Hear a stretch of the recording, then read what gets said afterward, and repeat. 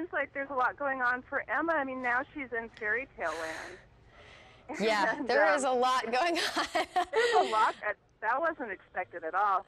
And should we be worried for her? Because Mulan does not seem particularly happy. Yeah, you know, obviously the curse has truly affected everyone, and we're going to see very quickly in, well, you kind of see in the first episode, but especially in the second episode, we're going to start to see how kind of ravaged Fairy Tale Land is because of the curse. And so you sort of see that Aurora and Mulan do have real good reason for being skeptical and suspicious of anyone who shows up where a wraith showed up, you know. And also someone who shows up who's not in period dress, too. I was thinking, are right, we going to see Emma in sort of corsets and skirts, which does not seem... No.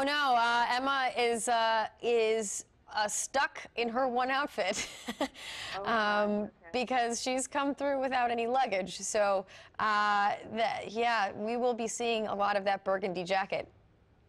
And I know you mentioned, I mean, now we have sort of we have modern day Storybrooke, and then we have sort of the way back of the pre-curse fairy tale story. Yeah. And then we have the new fairy tale story. But the new fairy tale story seems particularly dark. I mean, when they were talking about, you know, once Regina placed the curse, everything went a little haywire. Yes. I mean, is this going to take the show in sort of a new direction?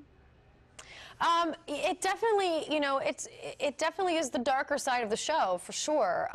You know, the show is still what it is. It's still true to its roots and its foundation, but it is definitely the darker side of it. You know, we've kind of called it post-apocalyptic fairy tale land. You know, where it's post-curse and the land has sort of been ravaged and all the leaders have been ripped away. So you're sort of left with a society with no leaders, and it's kind of a free-for-all. And so it's definitely a very dangerous land now, where it was once a land of, you know, hope and dreams and happy endings. It now is a land that is very dangerous.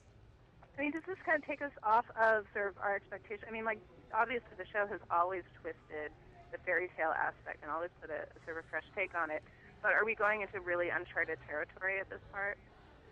Yeah, I feel like we are. I mean, it's definitely, you know, we've added a time to be seeing. You know, like you said, we used to have like the fairy tale flashbacks of, you know, happy ending fairy tale land, and then we had reality, and those were the two sort of time frames that we could see. Now we can see flashbacks in fairy tale land pre-curse, we can see fairy tale land post-curse, and we can see reality post-curse.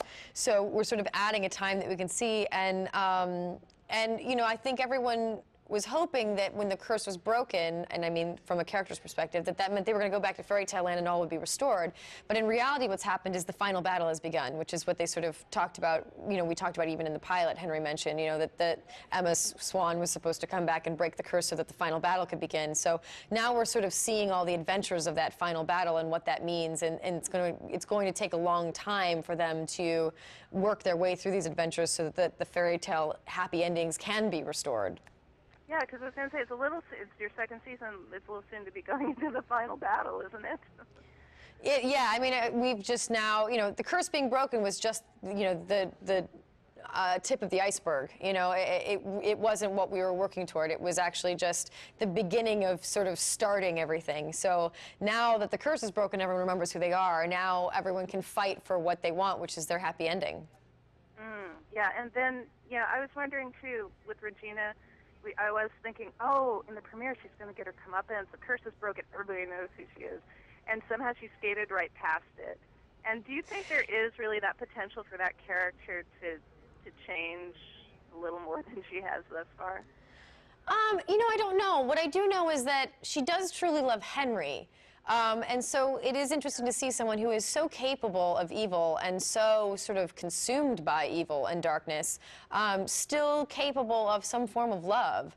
And it's the only way that she makes concessions ever is because Henry asks her to, or Henry begs her to, because she's so terrified of losing him in her life. And so he really is the most powerful force in her life. And it is, I think, a real tribute to Adam Horowitz and Eddie Kitsis, you know, the showrunners, who've really kept all these characters very well rounded in the sense that no one is entirely good and no one is entirely bad. That all of the characters are flawed and all of the characters are heroic in certain ways. And so, you know, they're not certainly balanced 50-50. You know, Regina obviously is mostly evil and has moments of, you know, has moments here and there of goodness, whereas, you know, Snow White is mostly good and has moments of darkness, you know, so they're not calibrated the same way, but I think it makes all of the characters very human and relatable because we're all that way. We're not, you know, no one's perfect and no one's entirely imperfect. So, you know, it's cool to watch these characters and see the moments where you identify